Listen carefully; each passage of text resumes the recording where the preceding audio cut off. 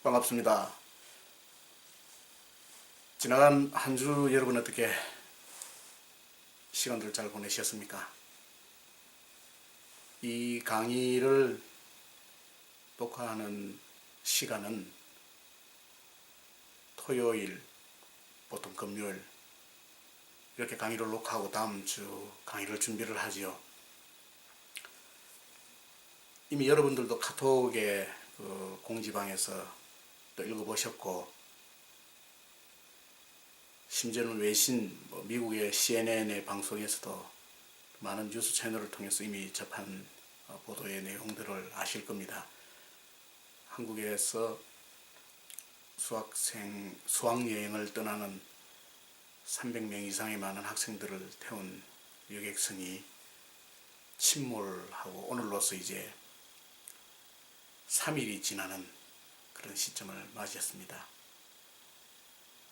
한국에서 보도되는 방송들과 언론들을 볼 때마다 너무 가슴이 답답하고, 또 참 뭐라고 어떻게 표현하기 힘든 복잡한 심정들이 지나가는 것을 제가 많이 느낍니다.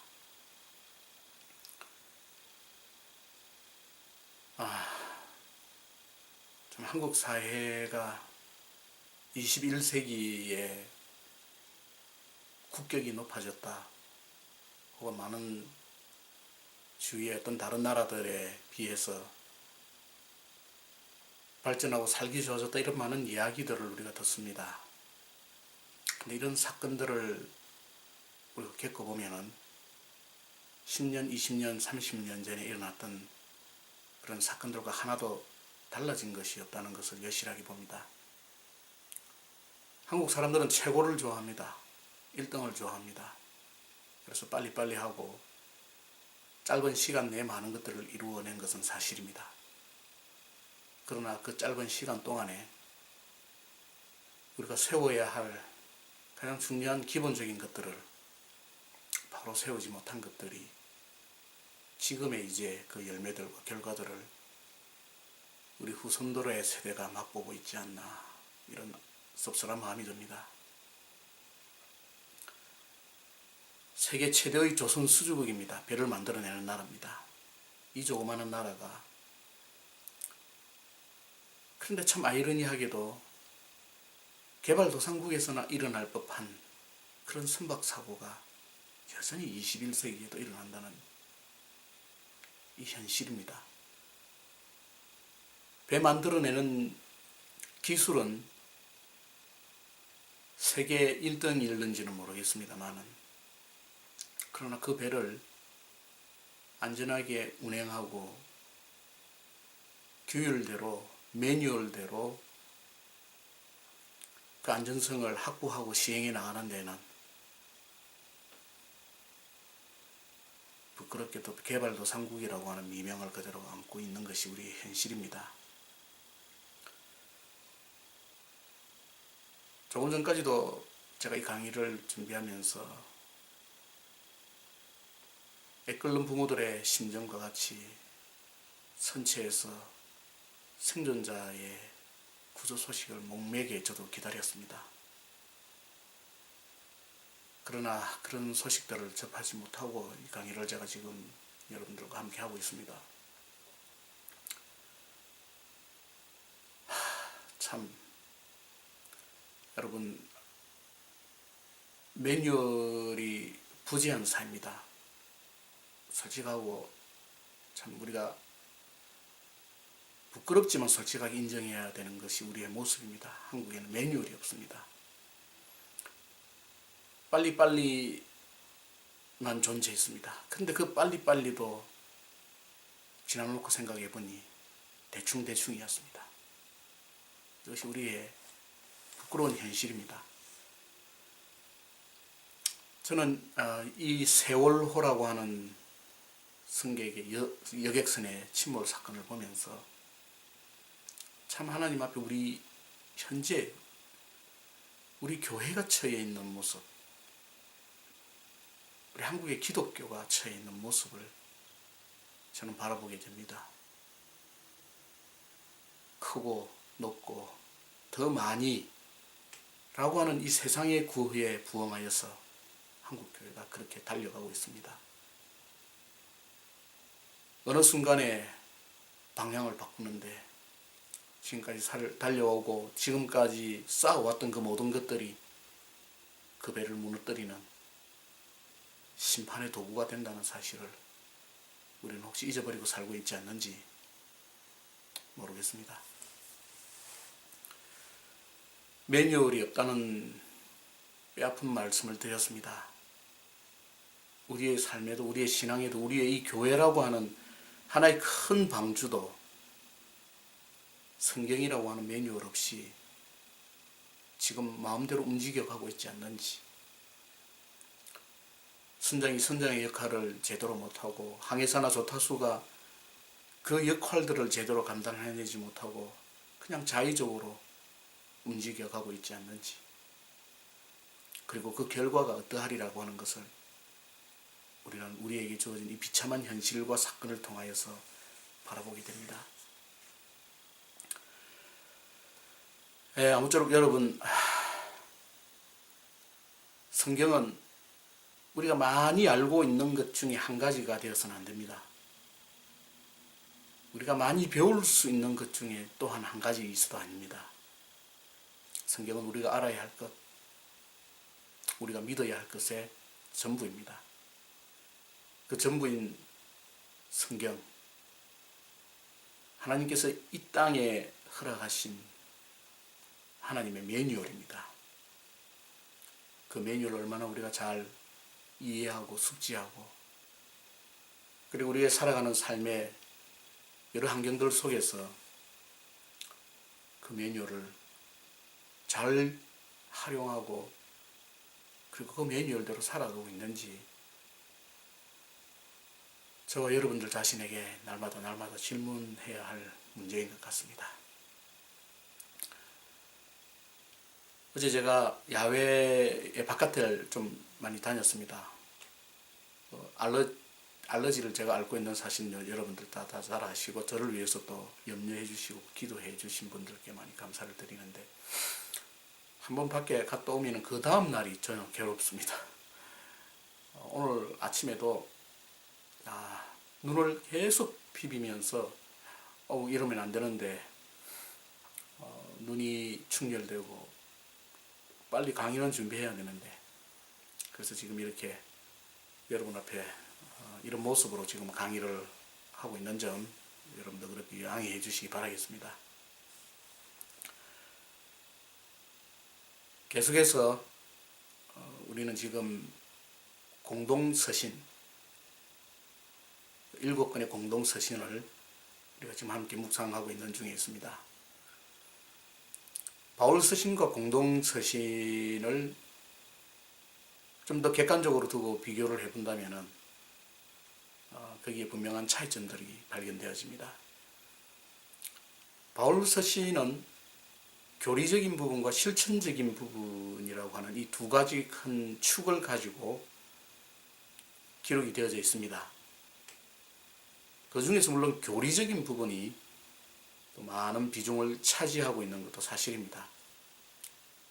로마서나 고린도전서나 후서나 또 데살로니가 전후서나 혹은 갈라디아서나 이런 바울의 편지들은 교리라고 하는 측면의 프린시플이라고 하는, 혹은 교리를 설명할 때는 doctrine이라는 말로도 표현을 할 수 있습니다.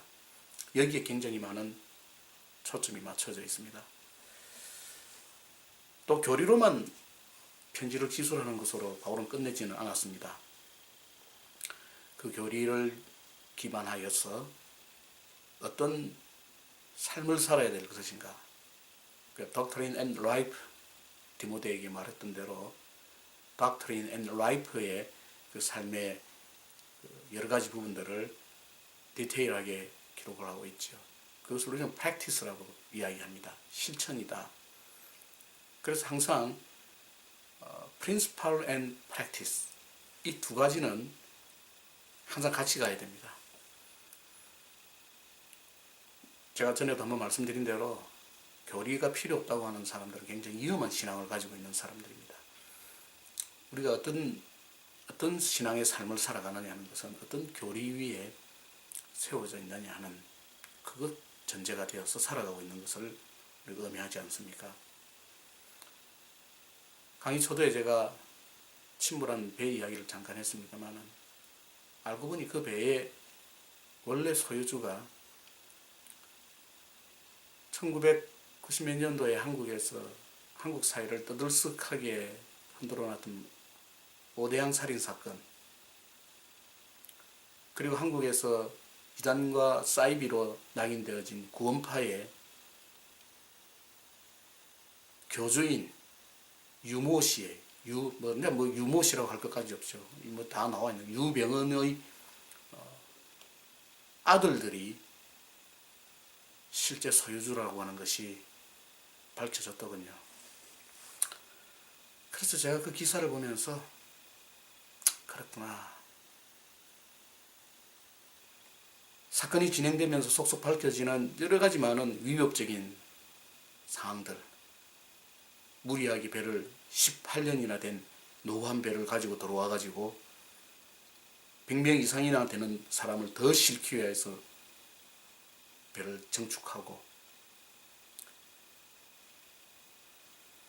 그 외에 또 여러 가지 많은 과적의 문제, 그리고 안전 수칙의 문제, 매뉴얼의 준수 문제, 이 모든 것들이 제대로 지켜지지 않은 복합적이고 부실한, 그러면서도 오로지 돈만을 벌기 위하겠다는 그 왜곡되고 잘못된 사업주의 정신이 어디에서 흘러왔는지를 제가 능히 짐작할 수 있게 되었습니다.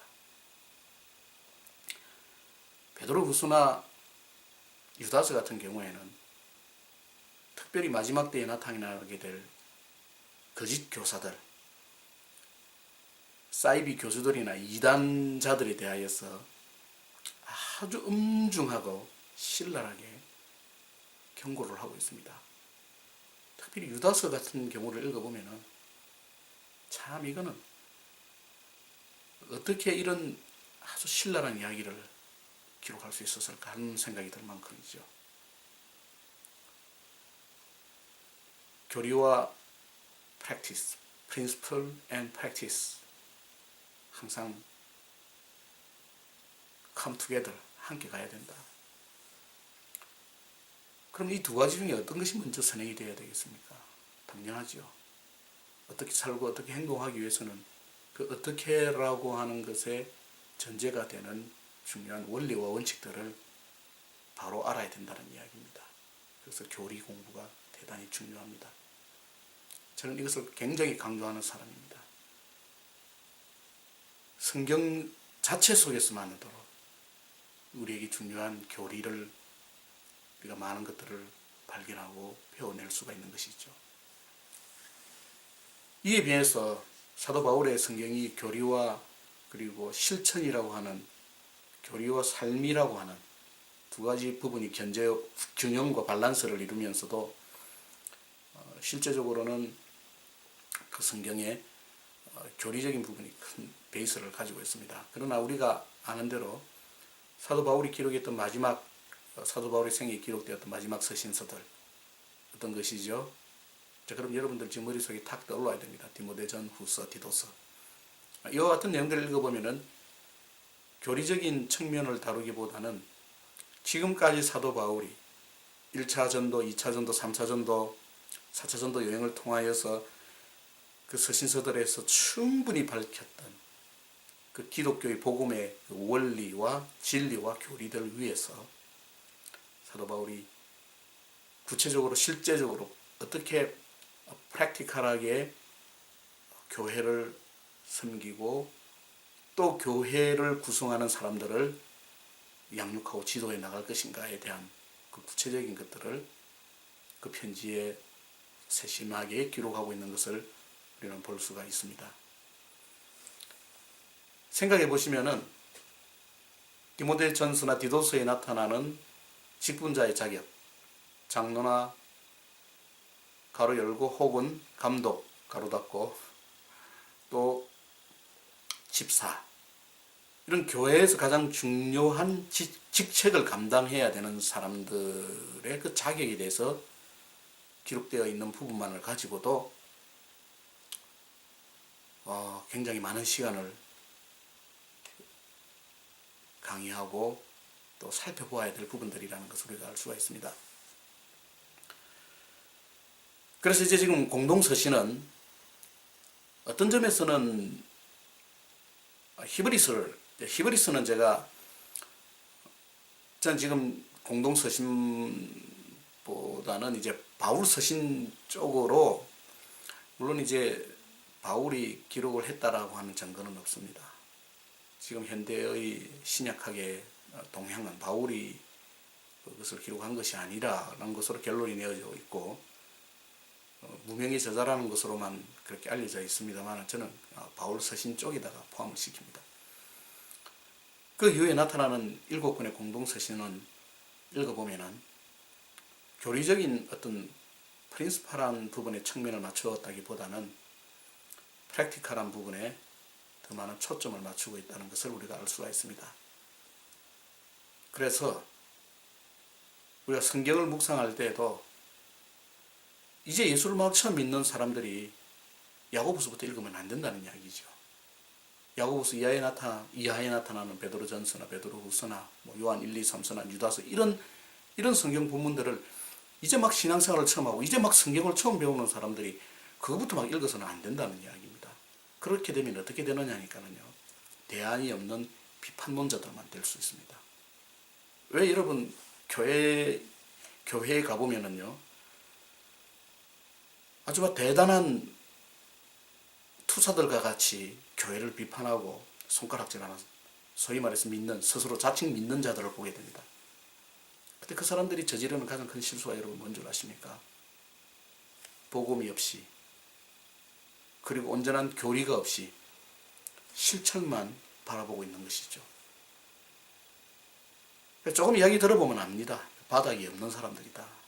더 이상 그런 사람들하고는 이야기할 필요가 없죠. 왜냐하면 갖추어지지 않았는데 어떻게 여러분 대화가 되겠습니까? 어떻게 토론이 되겠습니까? 그리고 여러분 성경 본문을 가지고 토론하는 건 아닙니다, 여러분. 제가 이기에 여러분들에게 잠깐 말씀을 드리는데요. 성경은 디스커션의 대상이 아닙니다. 성경은 순종과 믿음과 결단의 대상이죠. 그래서 여러분들 요즘 이 시대의 조류가 하나님 말씀을 가지고 토론해보자는 식으로 나오는 사람들이 많습니다. 토론할 만한 수준도 되지도 않는 사람들이 그렇죠.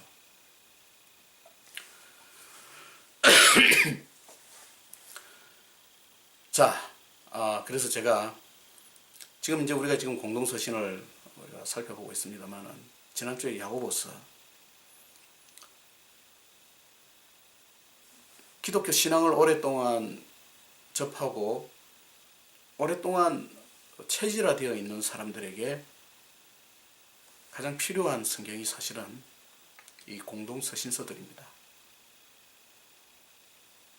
이제 막 예수를 처음 믿는 사람들에게 가르쳐야 될 것은 사복음서입니다.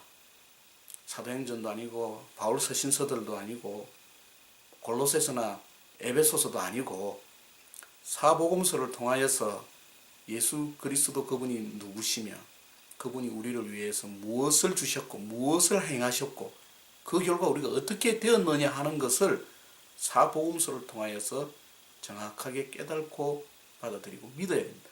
그 과정이 안 되는 사람들이 그 다음 단계로 나아간다는 것은 아무 의미가 없습니다. 여러분 성경을 막 읽는 것은 아닙니다.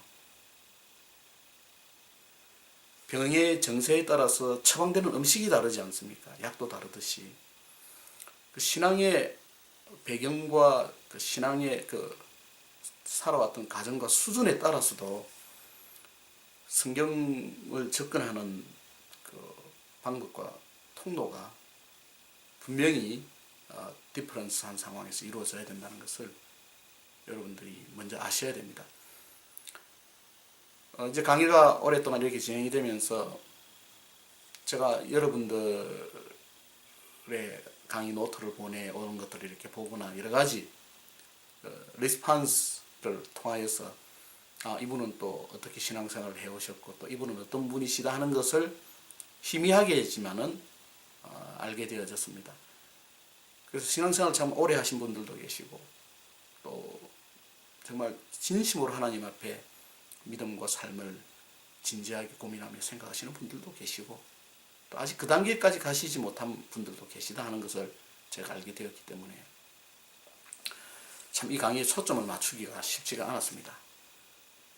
그러나 어쨌든 우리가 지금 배우는 것이 제가 아까 말씀드렸던 대로 여러 많은 것들을 중에 알아야 할 한 권이 아니라 전부에 해당하는 중요한 내용들을 우리가 지금 살핀다고 생각할 때에 혹 여러분들 중에 아유 뭐 이 강의 한 학기로 끝나지 뭐 이제 이 시간만 어서 때우자 이 학교에 내가 뭐 무슨 뭐 특별한 뭐 영화를 볼 일이 있다고 내가 이 학교에 다니겠나 라고 혹시 생각하시는 분들도 제 강의를 통하여서 생각을 고쳐 먹으시기 바랍니다. 여러분 우리에게 기회라는 것은 자주 주어지지 않습니다.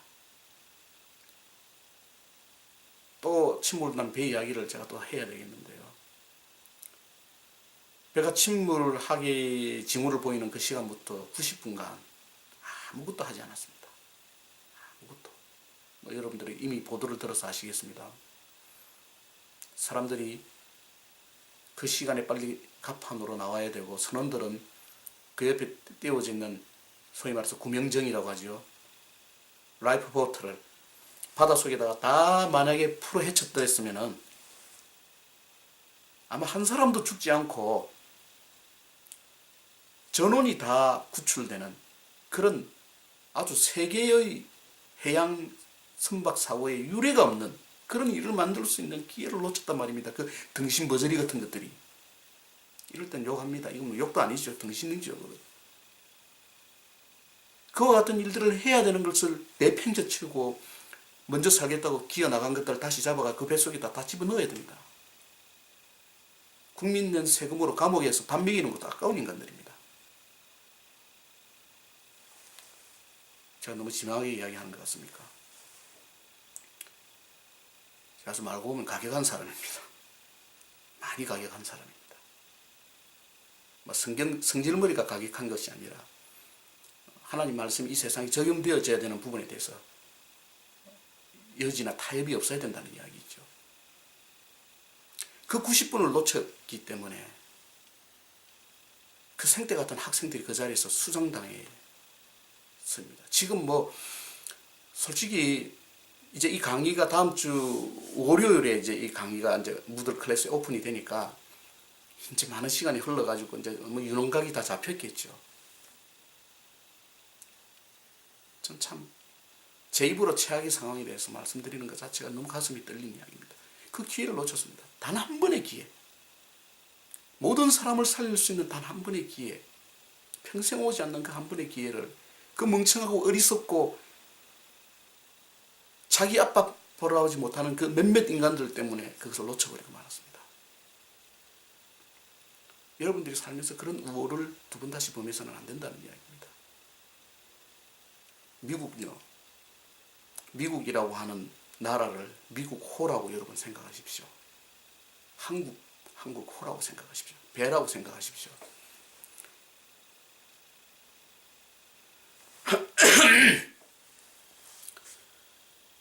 그래서 여러분들에게 주어지는 이 저와의 이 짧은 만남, 짧은 만남도 아니죠. 이게 뭐 여러분들 어떤 분들 말씀은 집에서 가족들 보는 것보다 저 얼굴을 더 많이 보는 저는 이런 상황이 있기 때문에 결코 짧은 시간 헛되게 보내시지 말라는 이야기입니다. 제가 지금 이렇게 한마디 한마디 던지는 거 여러분들의 삶에 중요하게 생각하십시오. 지금 여러분들의 삶에서 가장 중요한 게 뭡니까? 어떤 게 여러분들의 삶에서 가장 중요한 겁니까? 신분입니까? 아니면 여러분들의 삶에서 뭔가 먹고 살 물질과 돈을 여러분들의 삶에 저장하고 세이브해 두는 것들입니까? 모든 한인들이 이구동성으로 이야기하는 자식 교육입니까? 다 부질없는 것들입니다. 이 땅에서 다 소멸되고 사라지는 것들입니다. 사라지지 아니하는 영원한 것에 여러분들이 소망을 두지 못한다면 지금 현재 여러분들의 삶에서 여러분들이 누리고 여러분들이 추구하고 찾으려고 하는 그 모든 것들이 헛되고 헛된 것들이라는 것을 여러분들이 아셔야 됩니다. 이런 이야기 제가 아니면 혹은 이 강의를 통하지 아니하고는 어디에서 여러분들이 어학연수원에서 여러분들 이런 이야기를 여러분들에게 해드리겠습니까? 물론 이런 이야기에 심기가 불편한 사람들이 있겠죠. 그래도 들으십시오, 여러분. 여러분, 이 공동서신 7권의 서신을 우리가 가만히 읽어보면은요, 다시 또 강의로 들어갑니다만은, 교회에서 오랫동안 신앙생활을 했던 소위 말하는 묵은둥이들에게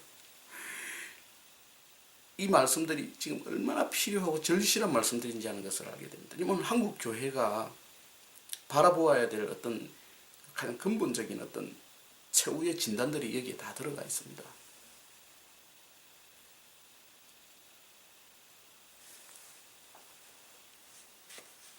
그 야고보서에 이어서 베드로전서와 베드로후서를 오늘 다시 한번 또 우리가 좀 더 디테일하게 우리가 좀 더 생각해 볼 필요가 있습니다. 야고보서의 첫 수신자들은 흩어져 있는 12지파라고 그렇게 표현을 했습니다. 그런데 베드로전서를 읽어보면은 흩어져 있는 나그네들에게, 이렇게 나그네들이라는 말은 이게 stranger라는 표현으로 바뀌어져 있습니다. 우리가 나그네라고 하는 말, 근데 영어 표현은 나그네라는 표현하고 다른 표현을 썼거든요. 한글 성경이 어떨 때는 조금 모호하게 앞뒤 문맥이 연결되어지는 경우들이 많습니다. 그럴 때는 여러분들이 영어 성경을 만이라도 참고하시면은 문맥 관계를 정확하게, 영어 성경은 헬라어를 기초로 해가지고 번역이 되어진 겁니다. 근데 한글 성경은 헬라어를 기초로 해서 번역되어진 그 영어 번역본을 가지고 한글로 번역을 하는 경우들이 많았기 때문에 중력이 되어 있을 수가 있기 때문에 정확한 그 본래의 의미를 우리가 잘못 포커스가 희미해질 경우가 있다는 이야기입니다. 여기에 흩어진 나그네들이라고 하는 이 표현은, 정확한 표현은요, 이 세상에서 생각할 때 이 사람들은 참 이상한 사람들이야. 아니 얘네들은 도대체 어떤 사람들이길래 우리하고 살아가는 방식도 다르고 우리하고 생각하는 가치관도 다르고 이런 인간들은 도대체 뭐라고 불러줘야 돼? 라고 세상에서 볼 때에 이 사람들 참 이상한 사람들이네, 이 사람들은 이방인들이네 라는 의미로 붙여진 게 이 나그네라는, 오늘도 걷는다면은 정처 없이 뭐 떠드니 뭐 유행가 가사에 나오는 그 나그네가 아니고 여러분요. 그러니까 다시 말해서 지금 베드로가 이 편지를 기록하는, 그리고 그 대상자들은 그냥 어중이 떠중이 절도 집도 없이 떠돌아다니는 그런 나그네가 아니라 이 세상이라고 하는 하나의 큰 그 흐름 속에서 이 세상의 흐름에 순종하고 이 세상의 흐름에, 그리고 이 세상의 대세와 트렌드에 순복하고 쫓아가는 사람들이 아니라 그것을 역류해서 살아가는 사람들이라는 의미가 이 나그네라는 말에 담겨져 있는 의미입니다. 그 우리가 알고 있는 나그네라는 개념하고는 다른 의미입니다. 그런 사람들을 위해서 이 베드로전서와 베드로후서가, 특별히 베드로전서가 기록이 되어져 있습니다. 흩어져 있는 12지파도 동일한 의미, 동일한 맥락과 연결되어질 수 있습니다. 그래서 이 흩어져 있는 12지파나 흩어져 있는 나그네나 사실은 어떤 의미에서 보면은 표현의 형식만 다르다 뿐이지 그 표현의 내용은, 그 미닝은 동일하다는 것을 여러분들이 얼른 캐치하셔야 됩니다. 그래서 여러분들이 베드로전서를 이번 주에 베드로전서 후서를 여러분들이 읽으실 때는요, 소위 말해서 독자 감정이입을 여러분들이 하셔야 됩니다. 내가 어떤 감정을 가지고 어떤 심정으로 베드로전서를 내가 읽어야 될 것인가. 그냥 3자의 입장에서 이렇게 머리 쳐다보는 것이 아니라, 이 지금 베드로가 흩어진 나그네들, 이 세상에서 흩어져 있는 이 세상 속에서, 그러니까 다시 말해서 이 세상이라고 하는 하나의 거대한 그 집단이 볼 때는 쟤네들은 스트레인저들이야. 도무지 이해가 안 되는 애들이야. 그러니까 야고보가 이야기, 세상이 감당하지 못하는 사람들이라는 의미라는 것이죠. 이게 그리스도인의 정체성입니다. 그래서 이 공동서신 읽어보면은요, 그래서 제가 아까 처음 이제 막 예수를 막 믿고 이제 막 신앙생활 하는 사람들에게 이 편지를 읽혀본들 아무 의미가 없다는 말씀이 바로 그런 의미입니다. 오랫동안 신앙생활을 하면서 잘했든 못했든 잘했든 못했든을 제가 어떻게 판단할 수 있겠습니까? 그 주님만이 판단하실 수 있는 문제인데요. 오랫동안 신앙생활을 했고 또 오랫동안 교회에서 섬기오는 그 사람들의 지금 간 방향, 그것을 확인할 수 있는 것이 공동서신입니다. 공동서신의 유익이 거기에 있다는 이야기입니다. 베드로 전서 베드로 후서는 인내한다. 인내하는 것이 얼마나 여러분 베드로의 그 성격을 여러분들이 생각해 보시면은, 야, 이 사람이 이런 주제를 가지고 성경을 썼다 하는 것이 잘 믿겨지지가 않지 않습니까? 그리고 우리가 흔히 설교하면서 뭐 베드로를 뭐 못 배웠다, 뭐 일학 무식하다, 뭐 이런 이야기들부터 뭐 온갖 잡소리들을 목사들이 막 강단에서 쏟아내는데요. 이런 베드로 전후서를 한번 읽어보시면요, 난 참 베드로가 열정이 참 성질머리가 급했다는 말은 그가 마음속에 참 어떻게 잘 컨트롤 되지 않는 열정을 가지고 있었던 사람이다. 저는 그렇게 받아들여집니다. 베드로 전후서 읽어보십시오. 무식한 사람 아닙니다. 베드로는 깊이 있는 사람입니다. 일학 무식한 베드로가 어쩌고 하는 그 설교하는 그 인간이 일학 무식한 인간입니다. 무식이라는 개념이 여러분 뭐 가방끈이 길어야지 유식이고, 그게 유무식의 기준이 도대체 뭡니까? 저는 그렇게 보지 않습니다. 그럼 제게 물어보십시오. 그럼 교수님은 유식과 무식의 기준이 뭐라고 생각하시냐? 하나님께서 인간에게 주신 그 하나님의 뜻을 얼마나 깊이 깨닫고 이해하느냐의 기준이라고 저는 믿는 사람입니다. 세상 학문 아무리 배워본다. 여러분 박사라는 의미가 뭔 줄 아십니까? 자기가 전공한 것만 안다는 의미입니다.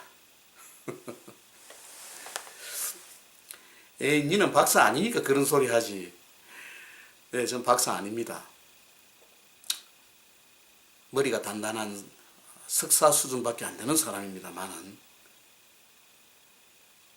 박사가 되어본들 뭐 하겠습니까? 하나님께서 우리에게 주시는 그 지식의 측정과 지혜의 측정은 세상의 학문과 배움으로서의 측정은 아니다는 것을 기억할 필요가 있습니다. 베드로는 결코 무식한 사람이 아니었습니다. 왜 그렇게 말씀을 드릴 수 있느냐니까, 왜 그렇게 되어야 되는가 하니까, 베드로의 전과 후의 삶이 분명히 있기 때문입니다. 성령께서 그의 삶을 주관하시기 시작할 때부터 그는 180도 달라진 삶을 살았습니다. 우리도 동일하게 그와 같이 되어야 된다는 의미이지요. 그래서 베드로 전서를 읽어보면요, 베드로 전서는 지금 현재 믿음을 가지고 살아가는 사람이 왜 인내해야 하고, 그리고 그 인내의 그 의미와 그 인내의 그 의의가 뭐냐 하는 것을 베드로 전서를 통하여서 우리에게 참, 비록 5장밖에 되지 않는 짧은 장입니다만은 참 깊이 있게 다루고 있습니다. 편지의 서두를 읽어보면은 굉장히 그 편지를 기록한 저자의 중요한 신학적인 관점이라고 이야기해야 되겠습니다만, 그런 중요한 관점들과 이런 생각들이 잘 나타나 있는데요. 베드로 전서 1장 2절을 여러분 읽어보면은 또 한 번 놀라는 게, 베드로가 야, 참 그 복잡한 삼위일체의 그 교리, 어떤 교단에서는 삼위일체라는 용어가 성경에 등장하지 않기 때문에 그 용어를 믿어서 안 된다라고 이야기하는 참 바보 같은 교단들도 있습니다. 가르침도 있습니다. 성경은 삼위일체라는 말을 왜 안 썼겠습니까? 그건 너무 당연한 이야기이기 때문에 안 썼습니다. 그 용어 자체를 안 만들었습니다. 베드로 전서 1장 2절을 읽어보시면은요, 초두에 삼위일체적인 신학의 관점, 얼마나 정확하고 분명하게 잘 드러나 있는지 보여줍니다. 하나님 아버지의 미리하심. 그러니까 성부 하나님께서, 성부, 성자, 성령 이 삼위 하나님께서 구원을 이루어 가시기 위하여서 그 하나님이 각 작정하시고 계획하시는 그 모든 영역들에 대하여서 베드로가 이 1장 2절의 본문에서 간략하면서도 가장 명확하게 표현하고 있습니다. 하나님 아버지의 미리 하심. 그러니까 구원의 시작이 하나님의 미리 하심에서부터 시작이 된다는 이야기입니다. 어떻게 내가 하나님의 자녀가 됩니까? 내가 어떻게 하나님을 아버지로 고백하고 내가 어떻게 예수를 구주로 구세주로 모시고 고백하고 살아갈 수 있느냐? 내가 어떻게 이 세상과는 전혀 다른 신앙의 새로운 삶을 살아갈 수 있느냐? 하는 이 모든 것이 하나님의 미리 아심, foreknowledge에 있다. 하나님의 미리 아심이. 그러니까 미리 하나님이 아시고, 그러니까 주묵구식으로 행해지는 건 아무것도 없다는 이야기입니다. 오늘 우리의 삶에서, 여러분들의 삶에서 하나님이 모르시는 삶이 없다는 이야기죠. 그 하나님의 미리 아심을 베이스로 해서 그 다음에 나오는 게 성령이 거룩하게 하신다는 겁니다. 미리 아심을 통하여서 그 다음 존재들이 거룩하게 되어지는 것. 여러분, 성령을 따라 살아가야 하는 가장 중요한 근본적인 이유는 하나님이 거룩하신 것과 같이 너희도 거룩하라라고 하는 하나님의 명령을 우리가 어떻게 감당하고 그것을 실천해 나갈 수 있겠습니까? 근데 여러분, 거룩해지려고 하는 내 노력으로 되는 거 아닙니다. 1차적으로는요. 인간의 의지가 물론 중요하죠. 인간의 의지도 따라야 되죠. 인간의 의지에 대해서도 설명을 합니다만, 그러나 근본적으로 거룩해지는 것은 성령님의 거룩하심에 따랐습니다. 어떻게 생각해 보면 참 간단하고 단순한 문제를 우리는 너무 복잡하고 어렵게 생각하고 있습니다. 너무 지금 우리의 기독교, 지금 현재의 교회가 겪는 가장 큰 문제가 뭐냐면요, 성령을 따라 거룩해지는 것이 아니라 인간들의 노력과 인간들의 프로그램과 인간들의 이벤트로 종교심을 계속해서 사람들에게 자극해 나가고 있다는 이야기입니다. 그러니까 거룩과는 점점 멀어지는 거죠. 교회에서 거룩한 척 하지 마십시오, 여러분. 거룩의 무대는 세상입니다. 세상에서 지 맘대로 살다가 교회 가서 거룩 드는 인간들이 있죠. 하나님께서 다 아시죠. 해치랑 무덤이라고 그렇게 이야기합니다. 교회에서는 좀 본전 드러내놓고 사십시오, 여러분. 다 주 안에서 우리가 이해하고, 그래, 다 우리는 연약하고, 그래서 우리가 성령의 도우심과 성령의 역사하심으로만 우리가 살아갈 수밖에 없는 존재고 하는 것을 교회에서 확인하는 거거든요. 그리고 세상에 나가서는 하나님의 자녀답게 살아야 되는 그 책임을 펼쳐야 되는 곳이다, 세상이.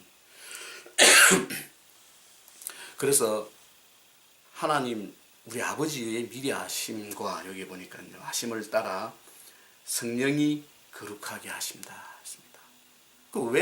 왜 하나님께서 미리 아시고 성령을 따라 거룩하게 하시느냐? 그 이유가 한글 성경에는 조금 모호한데요, 영어 성경에는 아주 분명히 나타나 있습니다. 그렇게 하는 이유가 뭐냐면요, 예수 그리스도께 순종하기 위함이다. 자, 딱 나오죠, 세 가지가요. 하나님의 미리 하심과 성령의 거룩하게 하심과, 그리고 그 결과로 인해서 예수님께 obedience, 순종하게 한다. obedience to Jesus Christ. 영어 성경 그렇게 포함되어 있습니다. 그리고 이 미리 하시고 거룩하게 하시고 순종하게 하심의 그 최종적인 결과가 뭐냐 하면은요, 뭐겠습니까? 그리스도의 피뿌림, 구속을 의미합니다. 그 구속의 결과가 이루어지기 위해서 예수 그리스도의 피뿌림으로 말미암아서 하나님의 자녀가 되고 하나님의 백성이 되고 흩어진 이 세상의 나그네가 되는 것은, 그 나그네들은 하나님의 미리 하심과 성령의 거룩하게 하심으로 예수님께 순종한 사람들로서 피뿌림으로 이 세상과 구별되었다는 의미입니다. 이해하시겠습니까, 여러분? 제가 지금 베드로전서 1장 1, 2절을 이 두 절의 말씀을 가지고도 우리의 삶에서 가장 중요한 원리에 해당하면서도 삶의 어떤 실천적인 부분이 이 본문에서 도출되어 나오는 것이죠. 흩어진 나그네라고 하는 것을 2절에서 어떻게 설명하느냐, 그 나그네의 아이덴티티, 그 나그네의 본질을 지금 여기에서 설명을 하고 있습니다. 그것이 전제가 되어서 이 베드로 전서와 후서가 이제 계속해서 기록이 되어져 나가고 있습니다. 산소망이라는 말이 나오죠. 그리고 산돌이라는 의미가 나옵니다. 베드로는 이 전서를 통하여서 어떻게 이 세상에서 믿는 자들로서 살아가야 할 것인지에 대한 구체적인 지침들을 보여주고 있습니다. 그 사장에 보면은 만물의 마지막이 가까웠으니 그러므로 너희는 정신을 차리고 근신하여 기도하라. 무엇보다 뜨겁게 서로 사랑할지니 사랑은 허다한 죄를 덮는다. 여기 사랑의 이야기가 나옵니다. 야고보서를 제가 잠깐 이야기하면서 사도 바울의 가르침과 야고보의 가르침이 결코 이렇게 뭐라고 말씀드려야 됩니까? 매치, 어게인스트 되지 않는다고 말씀드렸습니다. 사도 바울은 오로지 믿음으로만 이야기한 것 아닙니다. 야고보도 오로지 행함만 이야기한 것이 아니라는 것을 제가 여러분들이 이미 말씀을 드렸습니다. 모든 성경들을 읽어보면요, 일관성이 있습니다. 다른 사람이 있어서 성령께서 그 서신서를 기록하기 위한 저자들을 감동하셨다는 가장 뚜렷한 증거가 성경을 면밀히 살펴보면 나오게 되죠.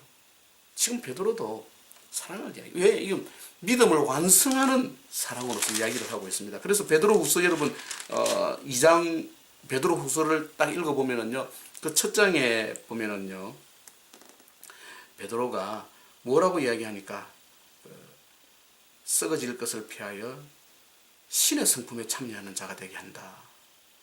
왜? 이 지금 흩어진 나그네들이 어떤 사람이냐는 것이, 이 어떤 삶을 살아야 되는 거냐 하는 것을 전서에서 기록했다면, 이 후서에 와가지고는요, 1장 4절에 보니까 이로써 그 보배롭고 지극히 큰 약속을 우리에게 주사 이 약속으로 말미암아 너희가 정욕 때문에 세상에서 썩어질 것을 피하여 신성한 성품에 참여. 이제 세 번역은 지금 신성한 성품이라고 했는데 또 모호하게 번역을, 신의 성품 차라리 나아요. 신의 성품에 참여하는데 그 신의 성품이라는 것이 무엇인가 하는 것을 5절, 6절, 7절에서 쭉 기록을 하고 있습니다. 베드로후서 1장 5절을 읽어보면요, 그러므로 너희가 더욱 힘써 너희 믿음의 덕을, 이렇게 나오죠. 덕의 지식을, 지식의 절제를, 절제의 인내를, 쭉 나오는데 제일 중요한 게 너희 믿음이 나옵니다. 그리고 여러분 제일 마지막이 뭐가 나오는가 하니까는요, 형제 우애의 사랑을 다하라. 뭐 쭉 여러 가지 이야기가 쭉 나오는데요, 절제, 인내, 경건, 형제 우애 뭐 이런 것들이 나오면서 제일 마지막이 뭐가 나오냐니까요, 형제 우애의 사랑을 다하라. 그럼 이 말은 뭐 한마디로 딱 요약하면은 너희가 더욱 힘써 너희 믿음에 사랑을 다하라, 이 이야기입니다. 그러니까 베드로가 이야기한 내용이나 바울이 이야기한 내용이나 야고보가 이야기한 내용이나 요한이 뭐 다를 바가 없습니다. 표현에 다양함은 있을 뿐이지 본질적 의미의 내용은 다를 바가 없다는 것이죠.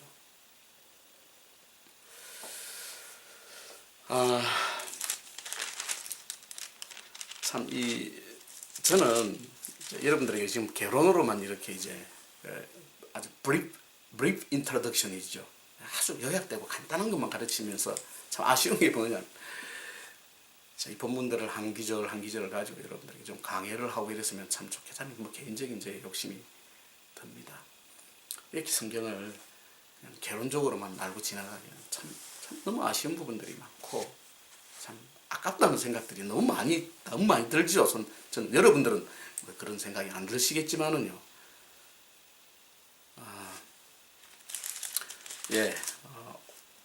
오늘 베드로 전서 후서, 그래서 지금 베드로 전서 후서는 한마디로 인내하는 믿음입니다. 그리고 사랑하는 믿음입니다. 전후술을 다 이렇게 딱 그 관점 속에서 여러분들께서 이 베드로 전서 후서를 여러분들이 잘 묵상하시고요. 신앙생활 열심히 잘 하시는 분들에게는 공동서신서들의 그 내용들을 이제 굉장히 아주 프랙티컬하면서도 고수들의 레벨이다 이렇게 말씀을 드릴 수가 있습니다. 여러분 뭐 신앙에 뭐 고수 하수가 어디 있겠냐 이렇게 말씀을 드릴 수 있습니다만 그거는 오래 믿었냐 안 믿었냐 이걸로 고수 하수가 아니라 하나님 말씀을 깨닫고 그 하나님의 깨달은 바 된 말씀대로 우리가 이 땅에서 어떻게 변화된 자로서의 삶을 살아가 이게 지금 베드로 전후서의 주제입니다. 사실은 제가 지금 말씀드리는 이 부분들이요. 자, 오늘 강의를 제가 이제 마무리를 하겠습니다. 비극적인 사건이 우리의 삶에서 끊임없이 일어나는 이유는 매뉴얼대로 하지 않고 매뉴얼 없이 살아가기 때문입니다. 저는 달리 뭐 더 이상 말을 드릴 게 없습니다. 현실의 삶도 그러하다면은 우리 영혼의 삶도 여러분 그러하지 않겠습니까? 여러분들의 삶에서 여러분들이 정말 진정으로 추구하는 매뉴얼이 뭡니까? 바로 이것은 우리의 성경입니다. 오늘 우리에게 주신 하나님 말씀입니다. 이 말씀대로 여러분들의 삶에서 매뉴얼을 명확하게 암기하고 또 여러분들의 삶에서 행동으로 나타나도록. 여러분, 제가 군대 이야기 잠깐. 여자분들이 제일 싫어하는 이야기가 1위가 군대 이야기, 2위가 축구하는 거, 남자들. 3위가 군대에서 축구하는 이야기라고 하더라고요. 딸리 다른 이야기 드리는 게 아니고 제가 군대에서 그 보직, 군대 간 보직이라고 하는데요. 소총수 중에서도 그 M60 기관총을 다뤘던 그 104입니다. 보직 넘버가 104인데요. 소총은 100입니다. 그래서 1빵빵 그렇게 이야기를 합니다. 군대용으로. 104였는데요. 기관총을 들고 쏘는 게 문제가 아니고요. 그 기관총을 다 볼트 하나까지 나사 하나까지 다 분해해가지고 분해와 조립을 수도 없이 했습니다. 심지어는 자다가 일어나가지고 고참한테 맞아가면서 그 끔끔한 밤에 여러분 분해했다니까. 불도 안 켜놓고요. 참 왜 그랬을까요 여러분? 뭐 그런다고 전쟁이 안 납니까? 전쟁이 난 것도 아니지만 뭐 그런다고 해서 뭐가 달라질 게 있습니까? 끊임없이 반복하고 또 반복했거든요. 단 한 번의 유사시를 위해서 그렇게 사용하는 겁니다. 그렇게 수도 없이 반복하고 익숙해졌기 때문에 실제로 총을 들고 이상한 어떤 응급 상황이 생겼을 때는 얼마든지 대처하고 그것을 해결해 나갈 수 있는 상황이 됐죠. 네가 고장이 났다. 뭐 밀대가 문제가 생겼다. 뭐 이건 이제 소총에 포함되는 뭐 객발기에 이상이 있다. 약실에 문제다. 다 알고 그냥 그 자리에서 처리가 되는 거죠. 근데 그게 안 돼 있으면은 손만 이렇게 놓고 열 손가락만 팔랑팔랑 흔들어 제끼고 있는 상황이 되는 거죠. 우리가 평소에 하나님 말씀을 깊이 묵상하면서 계속해서 여러분들이 이 말씀에서 자기 자신을 발견하고 내 자신의 변화와 영적인 방향을 체크해 나가면은 막상 그와 같은 일들이 딱 주어졌을 때에 나도 모르게 의식적으로가 아니라 무의식적으로 내 말씀 속에서 내 마음에서 심령에서 나를 주관하는 말씀들이 나를 인도해 나가는 것이죠. 그건 성령의 역사입니다. 그렇게 되기 위해서 우리 하나님 말씀을 존귀히 여겨야 되죠. 그래서 베드로후서에 보면은요, 이런 말씀이 베드로 전서 5장에 보니 하나님 능하신 손 아래 겸손하라. 때가 되면 너희를 높이시리라. 참, 눈물이 나는 말씀입니다. 이 분탕과 같은 세상 속에서 하나님의 능하신 손 아래서 겸손하라. 때가 되면 너희를 높이시리라. 이건 신앙생활 오래 해본 사람들, 신앙생활 고통하고 하나님 앞에 발버둥 치본 사람들만 이해하는 이야기 아니겠습니까? 강의 끊는 대놓고 또 강의를 하려고 하네. 아이고. 그래요, 여러분. 12번째 강의 이제 12번째 주간이 이제 시작이 되는데 이제 앞으로 13번째, 14번째 이제 4주가 남았습니다. 금방 지나갑니다. 마지막까지 여러분들이 최선을 다해 주시고 또 이 강의를 통해서 여러분들이 무언가 여러분들의 삶에서 반드시 필요한 것을 꼭 얻어가시기를 바라겠습니다. 성경의 단편적 지식을 배우라는 거 아닙니다. 저는 그런 거, 저런 거 여러분들에게 가르쳐 주고 싶은 생각은 손톱만 것도 없습니다. 그건 중요하지도 않습니다. 그건 여러분 인터넷에 앉아서 조금만 검색해보면 다 할 수 있는 내용들입니다. 그런 거 말고 인터넷에 없는 내용들 여러분들하고 나누고 싶습니다. 예.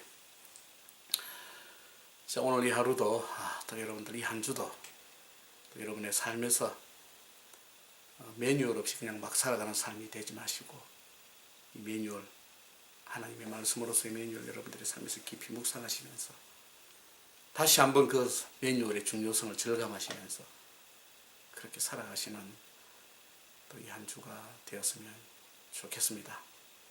퀴즈는 없습니다. 퀴즈는 없고 뭐 강의 요약은 여러분들이 성실하게 잘 하고 계신다고 제가 지금 알고 있습니다. 알고 있고 또 그렇게 성실하게 잘 요약하신 강의안은 끝나고 그날 제출을 해라고 하는 것에서 그 주에 주일까지만 제출하라고 제가 이렇게 여러분들에게 그레이스 피리어드를 드린 것도 이미 여러분들이 잘 알고 계실 거니까 남은 강의 여러분들이 마무리 잘 하실 수 있도록 그렇게 하기를 바라겠습니다. 감사합니다. 좋은 하루 되시기 바라겠습니다. 저는 이제 물러갑니다.